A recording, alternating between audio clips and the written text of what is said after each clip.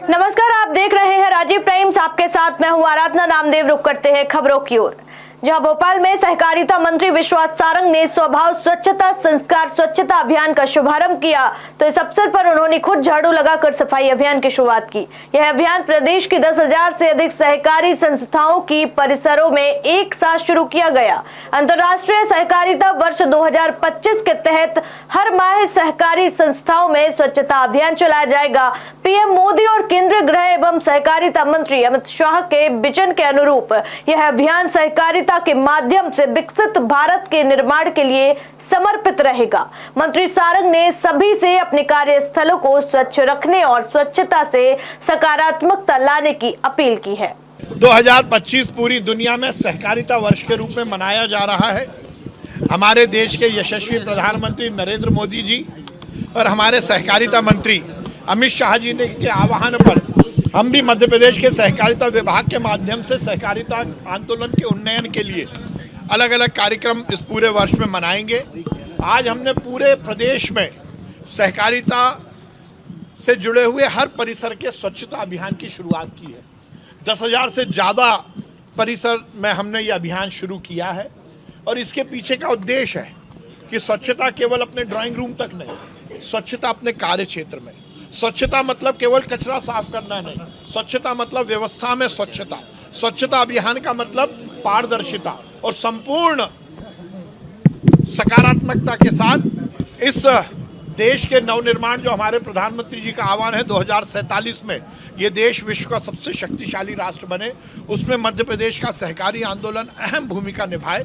इस उद्देश्य से हम ये पूरा कार्यक्रम कर रहे हैं। आज हमारे सभी अधिकारी कर्मचारियों ने पूरे प्रदेश में ये स्वच्छता अभियान किया है और ये अनवरत चलता रहेगा। सर, हेमंत कटारे पर यूडब्ल्यू में तो चलिए चलते हैं अगली खबर की ओर, जहां ग्लोबल इन्वेस्टर समिट को लेकर भोपाल में तैयारियां जोरों पर है। मुख्यमंत्री डॉक्टर मोहन यादव इन्वेस्टर्स को आमंत्रित करने के लिए देश विदेश से दौरे कर रहे हैं।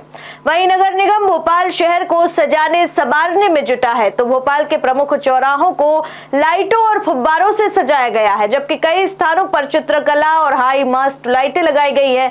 सरकार का लक्ष्य भोपाल की खूबसूरती को इन्वेस्टर्स को प्रभावित करना है, साथ ही राज्य में बड़े औद्योगिक निवेश को आकर्षित करना है। शहर को हरा भरा दिखाने के लिए सुंदर गमलों से सड़कों को सजाया जा रहा है, ताकि भोपाल को एक आदर्श निवेश गंतव्य के रूप में प्रस्तुत किया जा सके।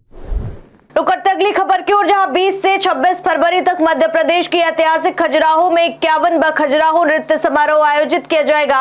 इस कार्यक्रम में भारत के प्रतिष्ठित नृत्य कलाकार प्रस्तुति देंगे। यह समारोह यूनेस्को विश्व धरोहर स्थल खजुराहो के प्राचीन मंदिरों की पृष्ठभूमि में आयोजित किया जाएगा। कार्यक्रम में बृहद नृत्य, मैराथन रिले, खजुराहो बाल नृत्य महोत्सव, प्रणाम सृजन और नाद जैसी गतिविधियां शामिल होंगी। 24 घंटे तक चलने वाले शास्त्रीय नृत्य मैराथन को Guinness book of world record में दर्ज कराने का प्रयास किया जाएगा। देखिए, अतिथि देवो भव की परंपरा हमारी पुरानी परंपरा है, जो GIS होने जा रही है उसमें हमारे यशस्वी प्रधानमंत्री माननीय नरेंद्र मोदी जी का मार्गदर्शन भी हम सबको प्राप्त होगा। तो निवेश की दृष्टि से निवेशक मध्य प्रदेश में आए, इसकी भी पूरी चिंता हमारे यशस्वी मुख्यमंत्री डॉक्टर मोहन यादव जी कर रहे हैं और उसके साथ साथ मध्य प्रदेश के समस्त प्रकार के व्यंजनों का भी लुत्फ हमारे अतिथि उठाएं।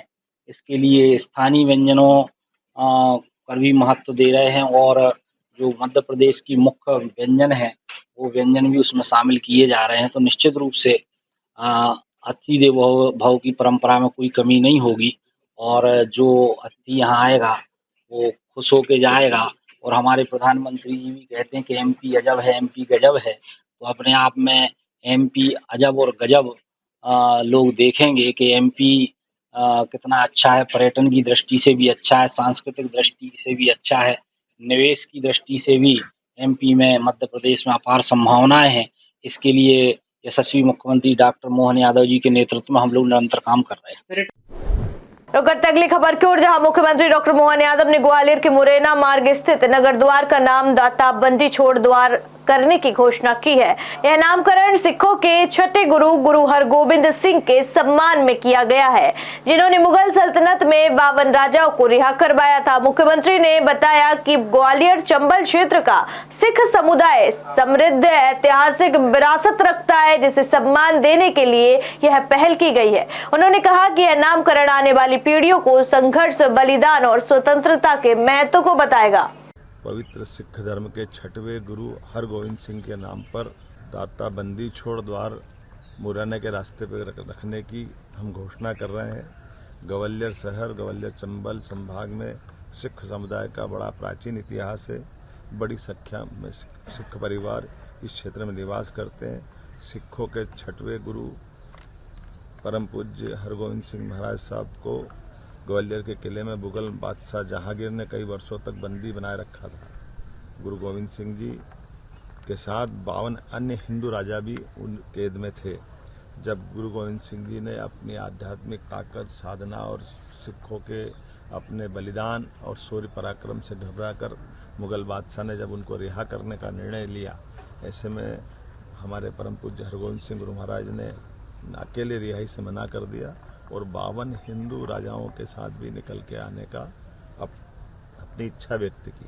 और मुझे इस बात का संतोष है कि इस आधार पर मुगल बादशाह ने मजबूर होकर के 52 हिंदू राजाओं को भी हमारे छठवें सिख गुरु हरगोविंद सिंह जी महाराज साहब के साथ में उनको रिहा किया। मैं आज के इस अवसर पर मुरैना मार्ग पर स्थित छावनी के इस नए बनने वाले नाम नगर द्वार दाता बंदी छोड़ द्वार रखने की घोषणा करता हूं।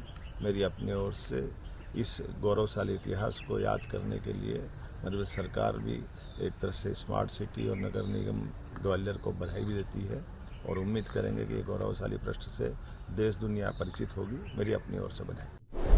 चलिए चलते अगली खबर की ओर, जहां मुख्यमंत्री डॉक्टर मोहन यादव 18 फरवरी को इंदौर में उद्योगपतियों के साथ बैठक करेंगे। इस बैठक का उद्देश्य आगामी ग्लोबल इन्वेस्टर्स समिट के लिए उद्योग जगत के प्रतिनिधियों को आमंत्रित करना है। मुख्यमंत्री ब्रिलियंट कन्वेंशन सेंटर में association of industries Madhya Pradesh, AIMP chamber of commerce समेत अन्य संगठनों के प्रतिनिधियों से चर्चा करेंगे। मुख्यमंत्री का यह दौरा राज्य के औद्योगिक विकास को बढ़ावा देने की दिशा में एक महत्वपूर्ण कदम माना जा रहा है। इस दौरान राज्य में निवेश के अवसरों, उद्योगों की आवश्यकता और सरकार की नीतियों पर विचार विमर्श किया जाएगा। मुख्यमंत्री डॉक्टर मोहन यादव ने फिनलैंड के राजदूत किम्मो लाहदेविर्ता से मुलाकात की थी, जिसमें मध्य प्रदेश टूरिज्म बोर्ड और फिनलैंड की संस्था विरियल के बीच MOU पर हस्ताक्षर किए गए थे। इस करार के तहत प्रदेश के पर्यटन स्थलों, ऐतिहासिक धरोहरों और संग्रहालयों का वर्चुअल टूर तैयार किया जाएगा। खबरों में फिलहाल इतना ही। देश दुनिया की तमाम खबरें देखने के लिए देखते रहिए राजीव प्राइम्स। नमस्कार।